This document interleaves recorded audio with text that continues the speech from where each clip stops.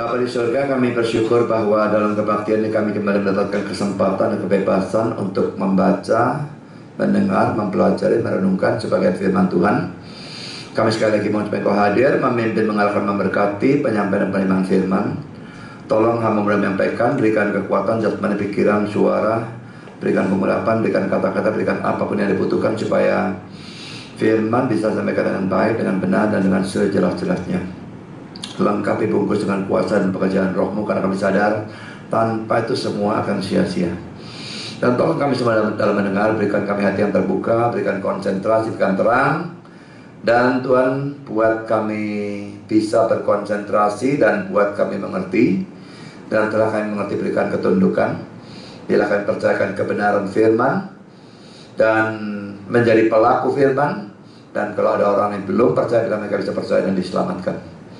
Kami sadar setan bekerja, tolong kuatkan semua kami menghadapi godaan dan serangan di dalam bentuk apapun. Dan kami juga berdoa untuk listrik maupun semua peralatan yang kami pakai. Tolong Tuhan jaga supaya semua berjalan baik dalam sepanjang acara firman, bahkan dalam sepanjang kebaktian. Terima kasih Bapa, dalam nama Yesus kami berdoa. Amin. Kita melanjutkan seri surat Filipi. Filipi pasal 1 ayat 20 sampai dengan 26. Sebab yang sangat kurindukan dan kuharapkan ialah bahwa aku dalam segala hal tidak akan beroleh malu, melainkan seperti sedia kala, demikian pun sekarang Kristus dengan nyata dimuliakan di dalam tubuhku, baik oleh hidupku maupun oleh matiku. Karena bagiku hidup adalah Kristus dan mati adalah keuntungan. Tetapi jika aku harus hidup di dunia ini, itu berarti bagiku bekerja memberi buah. Jadi mana yang harus kupilih aku tidak tahu. Aku didesak dari dua pihak. Aku ingin pergi dan diam bersama-sama dengan Kristus. Itu memang jauh lebih baik. Tetapi lebih perlu untuk tinggal di dunia ini karena kamu. Dan dalam keyakinan ini tahulah aku akan tinggal dan akan bersama-sama lagi dengan kamu sekalian, supaya kamu makin maju dan bersukacita dalam iman, sehingga kemegahanmu dalam Kristus Yesus makin bertambah karena aku, apabila aku kembali kepada kamu. Saudara, ada suatu peribahasa yang berbunyi, bagaikan makan buah si malakama, dimakan mati ibu, tidak dimakan mati bapak. Ini menggambarkan seseorang yang sedang berada di persimpangan jalan, sedangkan kedua pilihan atau kemungkinan yang akan terjadi, kedua-duanya jelek dan merupakan bencana yang besar. Tapi saudara, dari sudut pandang Tuhan, hal seperti ini tidak mungkin bisa dialami oleh orang Kristen yang sejati. Cuma ada dua pilihan, dan dua-dua buruk, dua-dua bencana. Itu tidak mungkin, saudara. Tuhan tidak akan meletakkan kita dalam sikon yang semacam demikian. Roma 8 ayat 28. Tuhan turut bekerja dalam segala sesuatu mendatangkan kebaikan. Itu memberikan kita jaminan bahwa Tuhan hanya memberikan hal-hal yang membawa kebaikan bagi kita. Sehingga tidak mungkin Dia meletakkan kita pada suatu keadaan di mana hanya ada dua pilihan atau dua kemungkinan, dua-duanya jelek. Kalau itu terjadi, janji Tuhan dalam Roma 8:28 itu tabrak. Tapi sekalipun itu tidak mungkin terjadi, yang bisa terjadi adalah ini: kita bisa ada atau diletakkan dalam suatu situasi di mana semua kemungkinan atau pilihan kelihatannya jelek. Lain, diletakkan dalam suatu sikon di mana semua pilihan betul-betul jelek, tidak bisa. Tapi diletakkan dalam satu sikon di mana semua pilihan kelihatannya jelek, itu bisa. Kelihatannya sudut pandang kita, menurut kita ini milih jelek, itu milih jelek, gimana? Tapi betul-betul jelek, tidak mungkin. Hal pertama yang kita lihat, saudara, ini adalah sikon yang dialami oleh Paulus, di mana dia mempunyai ya dua pilihan, tanda petik ya, bukan pilihan dalam arti betul-betul dia bisa memilih, tetapi seandainya bisa memilih, maka memang itu pilihannya. Saat itu Paulus sedang ada dalam penjara, dan ada dua kemungkinan yang bisa terjadi, yaitu Pertama, dia dihukum mati. Kedua, dia akan dibebaskan atau dibiarkan hidup. Kalau kita menyoroti kedua kemungkinan secara negatif, kita memang sengaja menyoroti secara negatif, maka kedua-duanya kelihatannya jelek. Pertama, sudah poin A. Kalau dia dihukum mati, dihukum mati itu tidak enak ya. Mending mati biasa. Dihukum mati kan, ya namanya dihukum mati berarti orang mengenal sebagai bajingan atau bagaimana. Memang sudah hukuman mati ya sesuatu yang menakutkan. Mungkin dia akan menjadi tontonan juga, pembicara orang banyak, rasul dihukum mati dan sebagainya. Ini merupakan sesuatu yang memalukan. Di samping itu musuh-musuhnya pasti akan bersuka cita. Jadi kalau semua itu mau dipikirkan secara negatif, maka itu merupakan sesuatu yang sangat tidak menyenangkan. Yang kedua poin B, kalau ia dibebaskan atau dibiarkan hidup, sebagai seorang rasul, dia pasti akan menginjil lagi. Dan selama ini kita sudah melihat, saudara ya, Paulus itu menginjil, dapat penderitaan, ditangkap, disiksa, macam-macam penolakan, permusuhan, kebencian, penganiayaan. Dan itu selama itu sudah terjadi sampai saat ini. Kalau dia dibebaskan, dia lagi, itu pasti akan terjadi lagi kalau tidak, teman-teman. Ini lagi-lagi merupakan sesuatu yang tidak menyenangkan.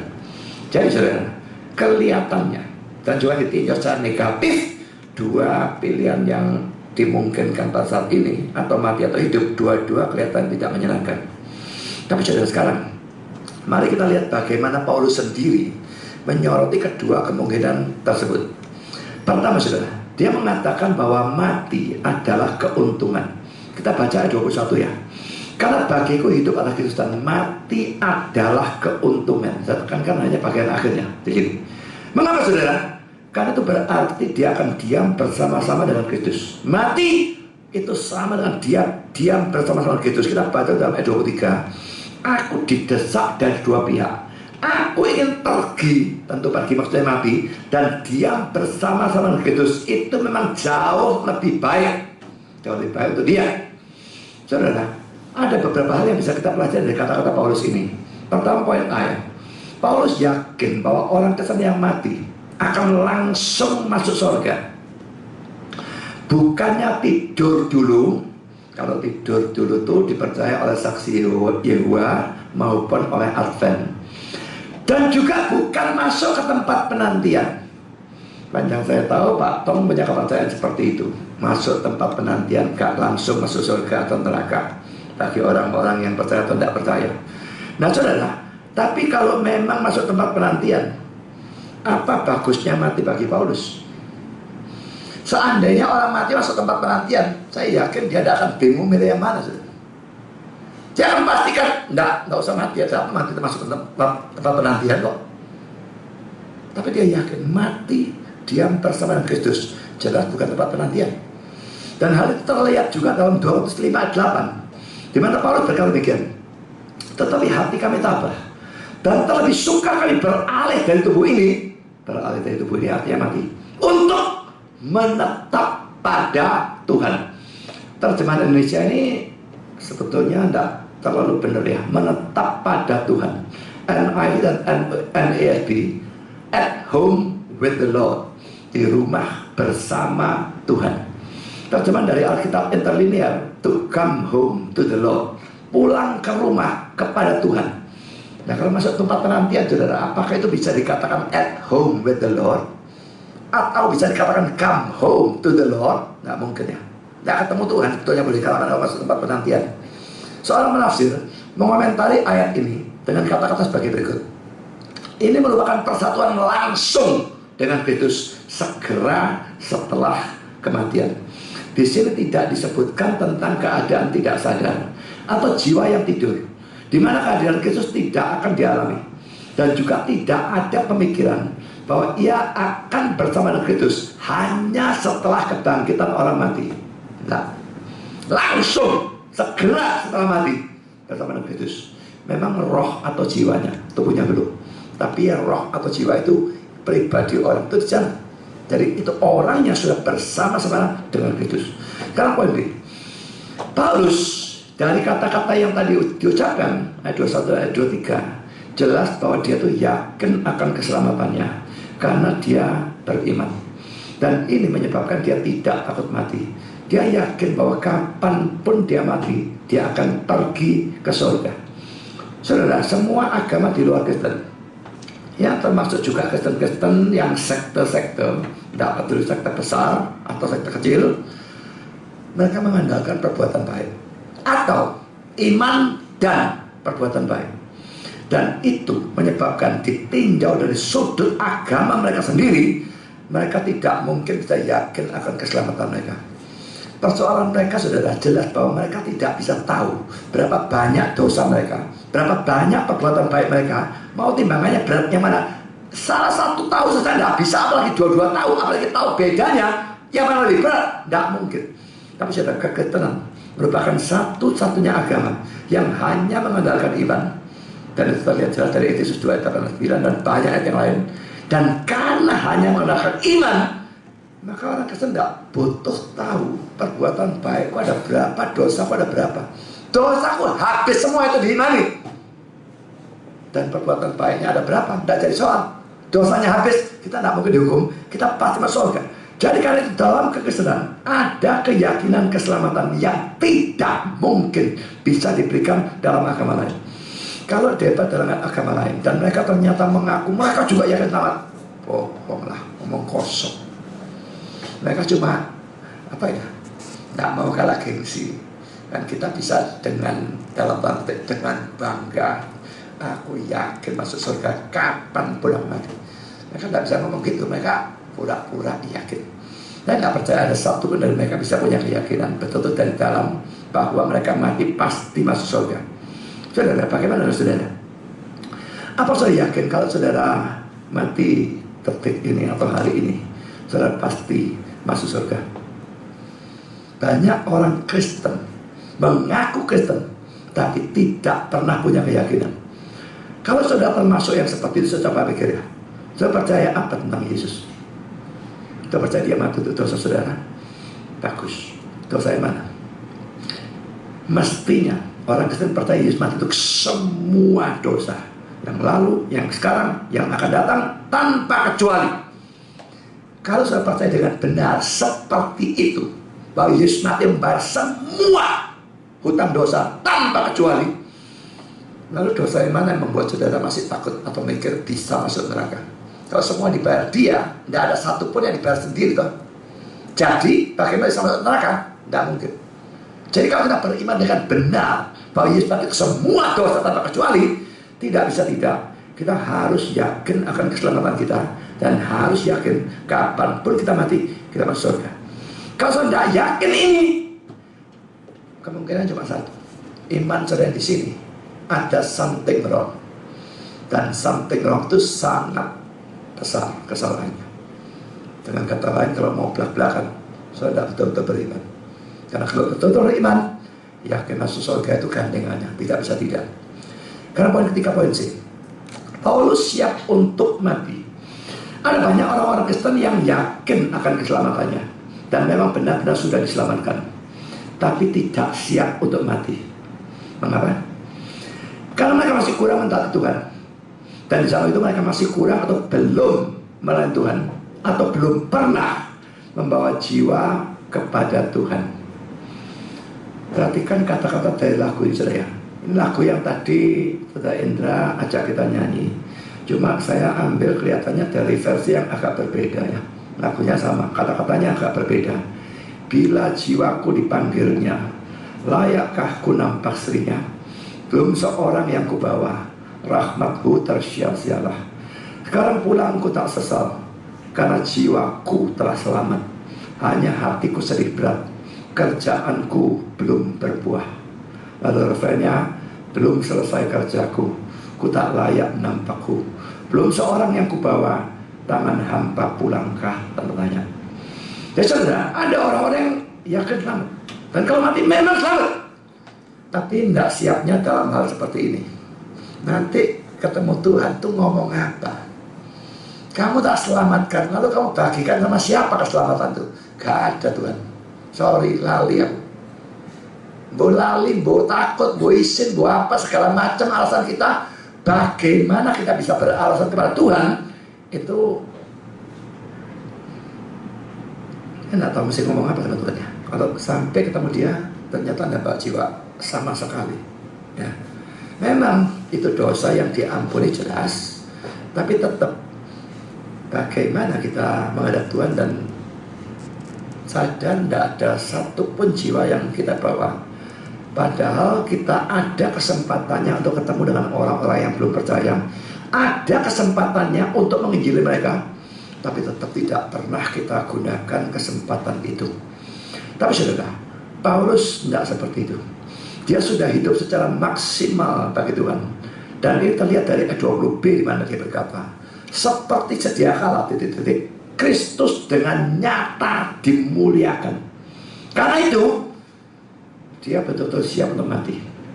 Kalau saat itu dia mati, dia tidak akan menyesali karena masih kurang bekerja, masih belum bawa orang, bawa jiwa dan sebagainya.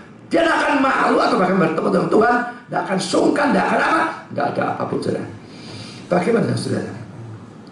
Saudara mungkin sudah selamat, dan kalau saudara mati, saya akan masuk surga dan betul-betul masuk surga.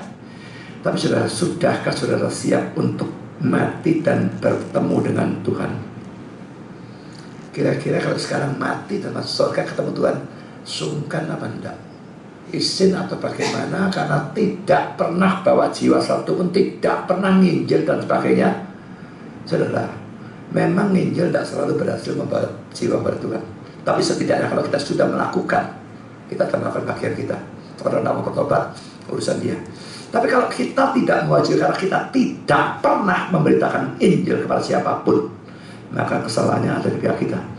Memang sekali lagi dosa itu pun diampuni. Dan sebetulnya kita tidak akan bisa malu atau keizin atau tidak, karena itu kita tidak ada. Surga tidak ada hal seperti itu. Kita bicara dalam bahasa kita saat ini. Ya, saudara, kalau memang sampai saat ini saudara belum maksimal di dalam memberitakan Injil, mulailah berusaha. Injil sukar saudara, membawa orang sukar, dan repotnya yang paling sukar, segala macam serangan setan itu akan muncul. Saya kira saudara, kalau saya mau bandingkan diri saya dengan kebanyakan hamba Tuhan, keunggulan saya itu salah satunya dalam penginjilan. Saya melakukan penginjilan luar biasa banyaknya dan dari segala sudut, dan itu jarang yang melakukan model semacam demikian. Saya tahu itu karunia, itu bukan bagusnya saya. Hasil dari Tuhan membentuk saya, memimpin saya, entah bagaimana sampai semacam demikian. Tapi sudah saya ingin menularkan itu kepada seadanya orang. Apakah hamba Tuhan seperti Roy, seperti Isra, atau sudah sebagai jemaat alam? Saudara, jadilah orang yang Injil, punya jiwa penginjilan. Nginjil, taubat atau tidak, urusan orang itu dengan Tuhan. Tugas saudara nginjil sebanyak saudara bisa dan sekeras saudara bisa. Sekarang kita masuk poin D. Paulus berkata bahwa mati itu suatu keuntungan. Setiap orang Kristen yang sungguh-sungguh sebetulnya bisa mengatakan hal yang sama. Karena kalau kita mati, kita akan masuk surga, di mana tidak lagi penderitaan, air mata, dosa, setan, dan sebagainya. Tetapi seringkali kita kepingin mati itu dengan alasan atau sikap yang egois. Kita ingin mati hanya karena kita ingin terbebas dari penderitaan di dunia ini. Keinginan kita untuk mati didasarkan atas cinta kita pada diri sendiri. Beda sekali dengan Paulus.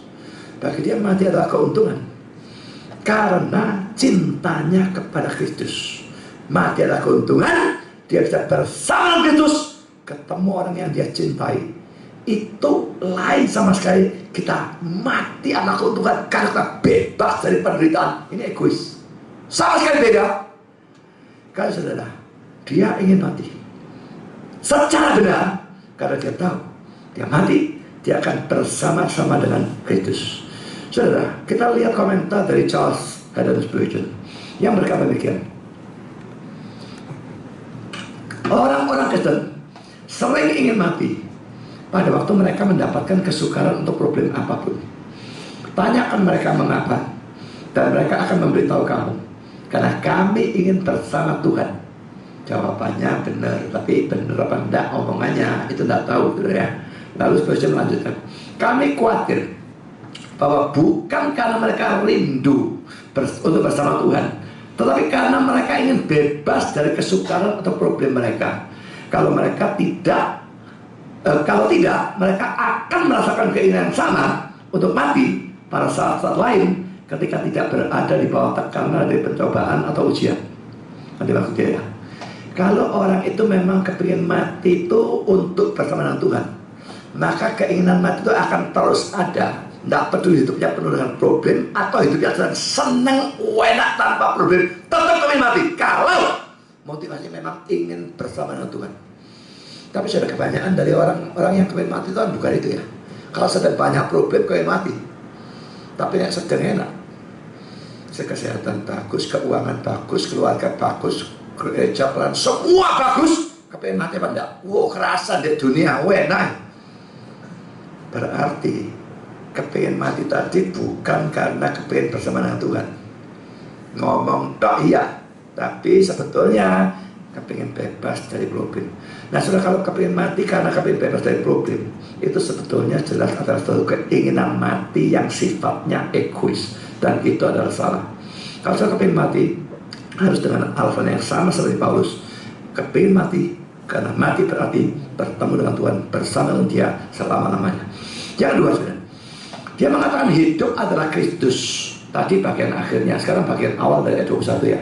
Karena bagiku hidup adalah Kristus dan mati adalah keuntungan. Yang tadi kita bahas akhir, sekarang kita bahas awal. Mati untung, itu tadi. Sekarang hidup adalah Kristus. Artinya apa, saudara? Artinya Kristus adalah segala-galanya dalam hidupnya. Selama dia hidup, hidupnya dipersembahkan untuk Kristus, selalu diarahkan kepada Kristus, bagi Kristus, untuk kemuliaan Dia dan sebagainya.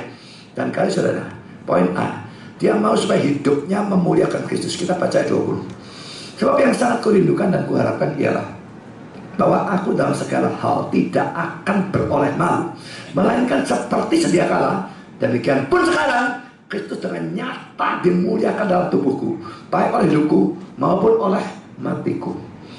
Saudara, bagaimana hidup saudara? Apakah saudara hidup untuk kemuliaan di saudara sendiri? Atau untuk kemuliaan gereja saudara? Atau untuk kemuliaan aliran saudara? Atau betul-betul untuk kemuliaan Kristus? Saudara perhatikan ya, orang Kristen bahkan hamba Tuhan sangat banyak ya, dalam hidup maupun pelayanan, bukan kepingin memuliakan Kristus, atau memuliakan diri sendiri, supaya punya nama besar, atau membesarkan gereja sendiri tanpa peduli gereja yang lain, atau membesarkan aliran sendiri dan mengharapkan aliran yang lain tidak perlu sesal dan hancur semua. Saudara, kita tidak bisa seperti itu. Selalu saya tekankan berulang-ulang, jangan pedulikan diri sendiri, jangan pedulikan gereja, jangan pedulikan aliran, jangan pedulikan dalam agama, tapi pedulikan Kristusnya dimuliakan atau tidak oleh hidup dan pelayanan kita. Itu yang harus kita tekankan habis-habisan. Poin kedua, poin B.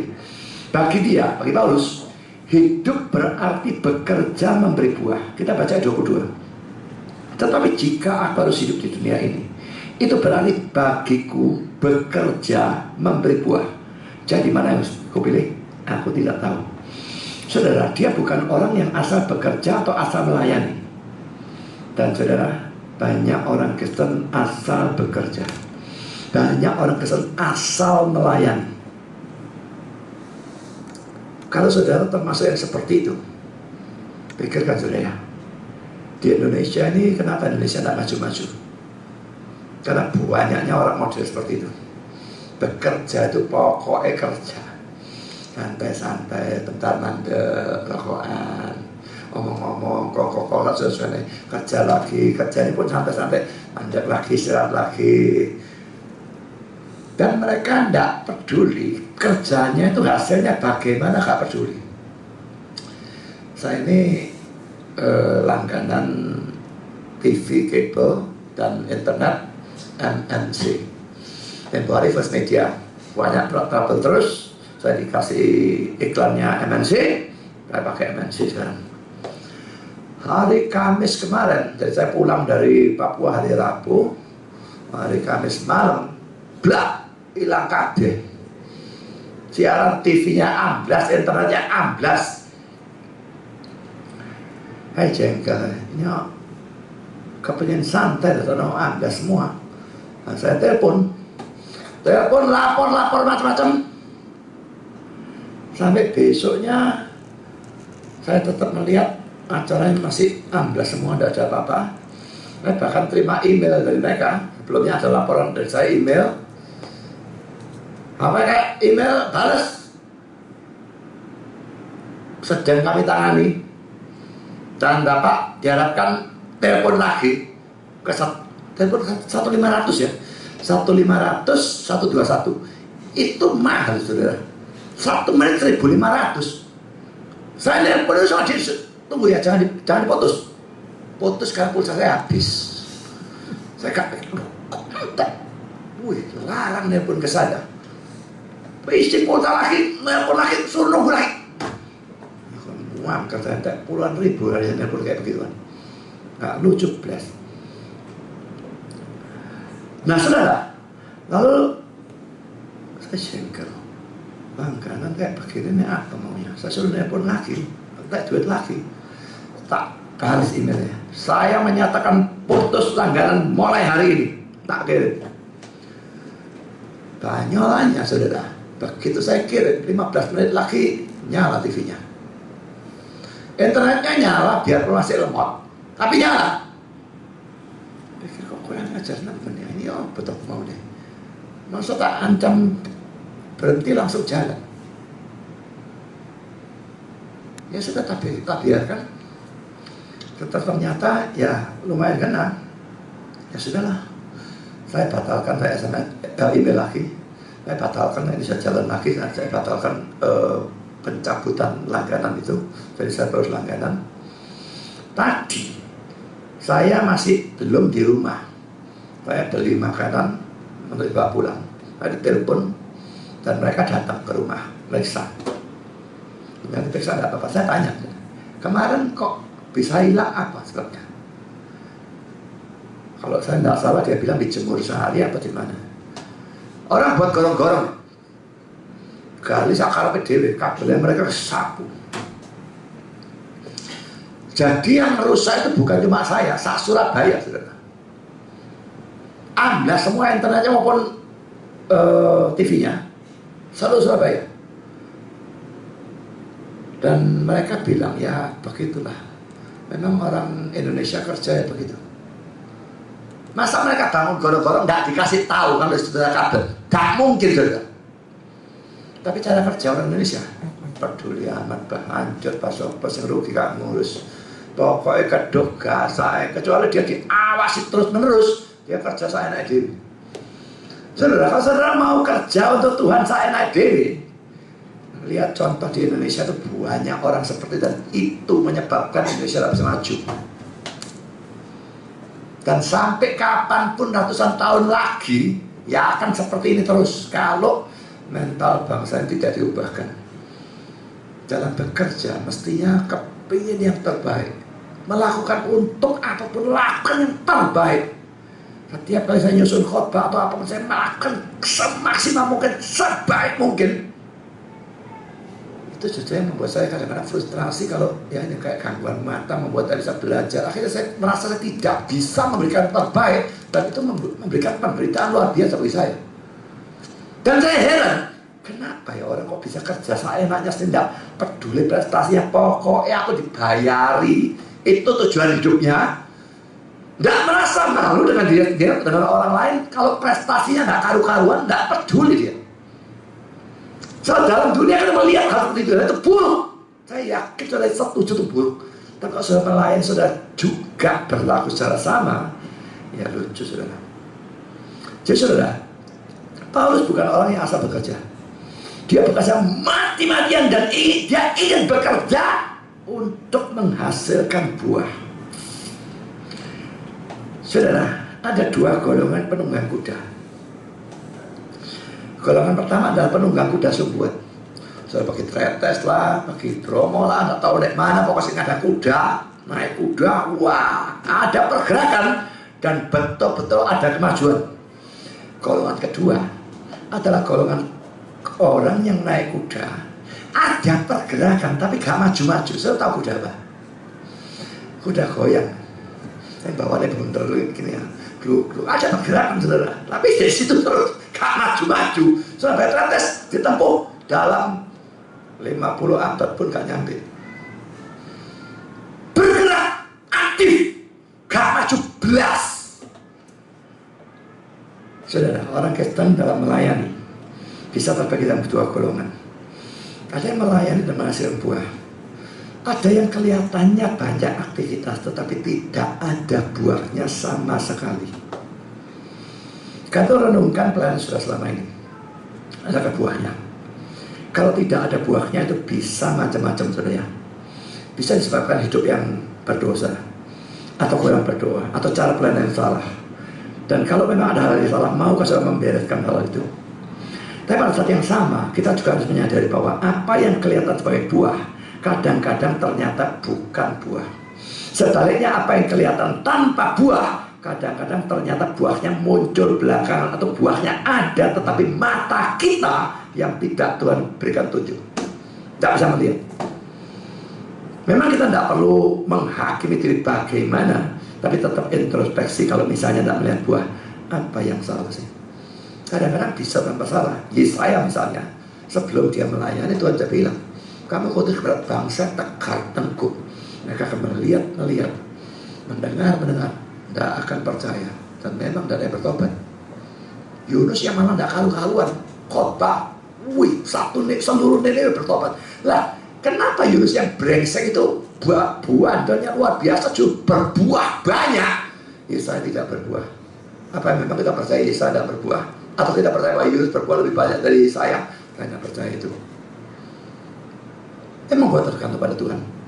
Tapi saya juga percaya bahwa Yesaya berbuah banyak dari hasil tulisannya kitab Nabi Yesaya. Saya yakin itu membuahkan hasil lebih banyak daripada hasil yang diberikan oleh Yunus. Jadi kelihatannya oleh mata kita bisa sangat menipu hasil kelihatan. Jangan terlalu merhatikan itu. Tapi yang penting dalam hal ini kita melayani supaya berbuah, bukan asal melayani. Apakah saudara? Sekarang poin C. Dia ingin supaya melalui hidupnya jemaat bertambah maju di dalam iman. Dalam ayat 25 saudara. Dan dalam keyakinan ini taulah aku akan tinggal dan akan bersama-sama lagi dengan kamu sekalian, supaya kamu makin maju dan bersukacita dalam iman. Saudara, hamba Tuhan atau guru sekolah minggu yang tidak menggunakan hidupnya untuk menumbuhkan iman jemaat atau iman dari anak-anak didiknya, menurut saya adalah nabi palsu. Tapi saudara pun, sekalipun saudara jemaat biasa, harus berusaha supaya melalui hidup saudara bisa menumbuhkan iman jemaat yang lain. Misalnya dengan sharing. Sharing ini kok rasanya saya dosen sharing. Kenapa dalam hal sharing tidak ada yang pernah mau niru saya? Saudara mungkin niru dalam nginjil dan sebagainya, tetapi dalam hal sharing sampai saat ini tidak pernah ada yang niru. Atau dengan menasihati jemaat yang lain, atau dengan mendorong, mengajak mereka datang ke pemahaman Alkitab dan sebagainya. So dari hal ini bisa disimpulkan ya. Pertama, dua kemungkinan ini kedua-duanya adalah berkat bagi Paulus. Tadi negatif, dua-duanya elek. Tapi dilihat dari sudut Paulus, dia menyorot secara positif, dua-duanya berkat. Mati itu untung bersama dengan Tuhan. Hidup melayani membuat kamu berbuah maju dalam iman dan pakai. Sampai dia bingung harus memilih yang mana. Aduh, jadi mana yang harus kupilih? Aku tidak tahu. Seandainya dalam tangan dia menentukan mati atau hidup, Pak Pele mati bagus juga bersama dengan Kristus. Tapi hidup lebih bagus, berbuah, mengajar kamu, menumbuhkan imanmu. Jadi kelihatannya dua-duanya jelek. Tapi kalau disorot secara benar, tidak mungkin dua jelek. Bagi Paulus, dua-duanya bagus. Kedua, Paulus siap untuk keduanya. Ini kesimpulan yang kedua. Tetapi dia tetap berusaha untuk memilih yang terbaik. Ingat bahwa kepercayaan terhadap Roma 8:28 tidak berarti bahwa kita boleh bersikap apatis. Milih, ada persimpangan jalan, gak apa-apa, Tuhan janji jadi baik. Milih kiri, milih kanan, sembarangan ya, kok jadi baik, dia janji kok. Nggak bisa, saudara. Kita tentu harus memikirkan dengan akal sehat, dengan Alkitab, memikirkan yang mana yang lebih baik dan memilih yang lebih baik. Jadi tidak bisa lalu apatis hanya berdasarkan Roma 8 ayat 28. Sekarang saudara, kita masuk pada poin yang kedua. Kita melihat pilihan atau keinginan Paulus. Pertimbangan Paulus, saudara. Pertama, mati adalah keuntungan. Nah, itu keuntungan bagi Paulus sendiri. Ayat 21 dan 23. Kedua, hidup atau tinggal di dunia ini lebih perlu. Lebih perlu bagi siapa? Bagi gereja atau orang-orang Kristen. Ini dalam ayat 24. Paulus kelihatan di sini ya, adalah orang yang betul-betul menyangkal diri dan dia mati untuk dirinya sendiri. Keputusannya untuk memilih didasarkan atas keuntungan Kristus atau gereja, bukan didasarkan pada kepentingan atau kesenangan pribadinya. Enak atau surga, dia tidak gobes itu. Dia ada kepentingan gereja, kepentingan Kristus, dan karena itu dia memilih untuk hidup. Satu pilihan yang luar biasa, satu sikap yang bukan main indahnya. Bagaimana orang bisa seperti ini? Ini menunjukkan tingkat kerohanian Paulus yang luar biasa tingginya. Dan William Hendriksen berkata, kebutuhan gereja lebih berat baginya daripada keinginannya sendiri. Saudara, kalau saudara bagaimana? Aku kepingin ini, tapi Tuhan kepingin itu. Selalu kita dalam persimpangan seperti itu ya. Dan kita milih yang mana, saudara? Sesuatu pilihan yang lebih menyenangkan Tuhan, yang lebih berguna untuk gereja, atau lebih menyenangkan aku dan lebih berguna untuk aku. Yang mana? Paulus tidak peduli dirinya. Dia pilih demi Kristusnya, demi gereja, demi orang Kristen yang lain. Dan karena dia yakin bahwa dia memilih yang terbaik dari dua pilihan itu, maka dia juga yakin bahwa pilihannya itulah yang akan terjadi. Kita lihat ayat 25 dan 26. Dan dalam keyakinan ini taulah aku akan tinggal. Itu yang dia yakin. Aku akan tinggal dan akan bersama-sama lagi dengan kamu sekalian, supaya kamu makin maju dan bersukacita dalam iman, sehingga kemegahanmu dalam Kristus Yesus akan makin bertambah karena aku, apabila aku kembali kepada kamu. Ingat ya, ini hanyalah keyakinan Paulus sendiri, bukan wahyu yang Tuhan berikan kepada Paulus. Tapi rupa-rupanya, saya katakan rupa-rupanya ya, keyakinan Paulus ini betul-betul terwujud. Jadi dia bebas. Memang saya berikan catatan ya, ada pro dan kontra tentang hal ini. Orang-orang yang percaya bahwa keinginan atau keyakinan Paulus ini akhirnya menjadi kenyataan, mendasarkannya pada kenyataan bahwa dalam surat-surat Paulus ada cerita-cerita atau pengalaman-pengalaman Paulus yang tidak ada dalam Kisah Rasul. Dan saya berikan ayatnya sebagai contoh, bisa dilihat sendiri. Misalnya Titus 1 ayat 5, Titus 3:12, 1 Timotius 1 ayat 3, 2 Timotius 4 ayat 13 dan 20. Dan ini menyebabkan mereka mengambil kesimpulan bahwa Paulus yang tadinya di penjara dan menghadapi pengadilan akhirnya dibebaskan dari penjara Roma. Dan Paulus lalu melakukan perjalanan misionaris yang keempat, di mana dia mengalami hal-hal yang tadi tidak ada ya, hal tersebut. Dan bahkan dia mengunjungi Filipi lagi. Tapi saudara, poinnya yang jelas, dia adalah orang yang di dalam memilih, dia mati bagi dirinya. Dia tidak peduli pada apa yang menyenangkan, apa yang comfortable, yang nyaman bagi dia. Tak gubris dengan hal itu. Dia hanya pikirkan bagaimana hidupku berguna untuk Kristus, bagaimana hidupku berguna untuk gereja, untuk orang-orang Kristen yang lain, dan sebagainya, dan sebagainya. Saudara, lambat atau cepat, saudara akan sampai dalam persimpangan jalan, dan saudara harus memilih. Dan saudara, pada waktu saudara memilih, maka saudara harus melakukan dua hal ini. Pertama, percaya bahwa Allah akan mengatur segala sesuatu untuk kebaikan saudara. Kedua, menentukan pilihan saudara bukan berdasarkan kesenangan atau keuntungan pribadi, tapi berdasarkan keuntungan Kristus atau kerajaan Allah atau gereja. Itu tidak bisa dipisahkan. Dan tentu saya tekankan, gereja itu mesti gereja yang benar. Kalau keuntungan dari gereja tidak karu-karuan, itu keuntungan setan. Tapi kalau untuk Kristus, kerajaan Allah dan gereja yang benar, itu melebihi pemikiran kita tentang pribadi kita. Saudara, orang-orang hidup untuk dirinya sendiri. Ini di mana-mana hidup untuk dirinya sendiri. Orang dunia kerja di perusahaan, dia tidak peduli perusahaannya mau jungkir balik. Dia tidak peduli bahkan bosnya mau mati, gak ngurus. Pegawai yang lain lagi diurusi, peduli amat.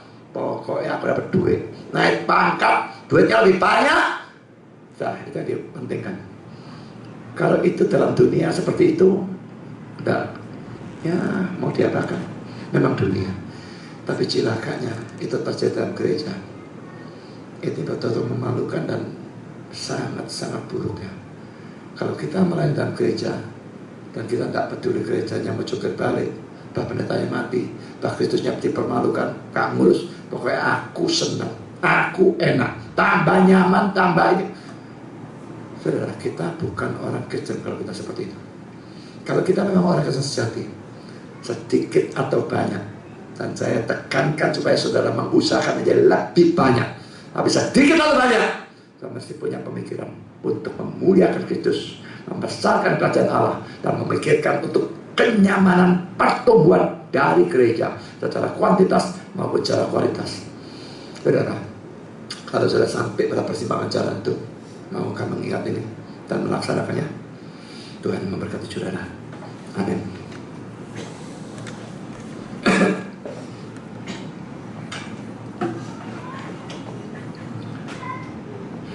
Mari kita berdoa.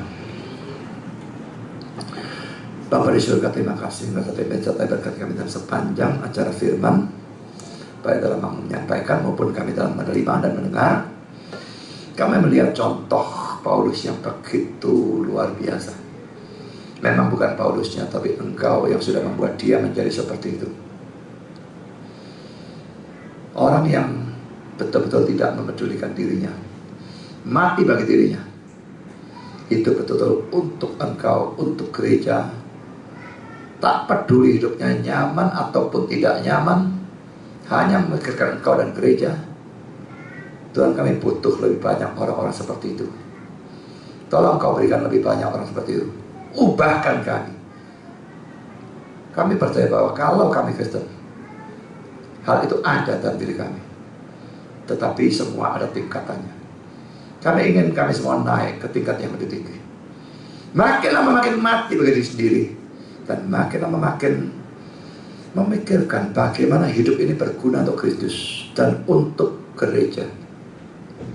Dan kami berdoa banyak gereja-gereja orang-orang Kristen hamba Tuhan yang begitu duniawi, dan Tuhan dikatakan tidak peduli pada Kristus atau gereja, hanya peduli pada diri sendiri, uang, hal-hal duniawi dan sebagainya.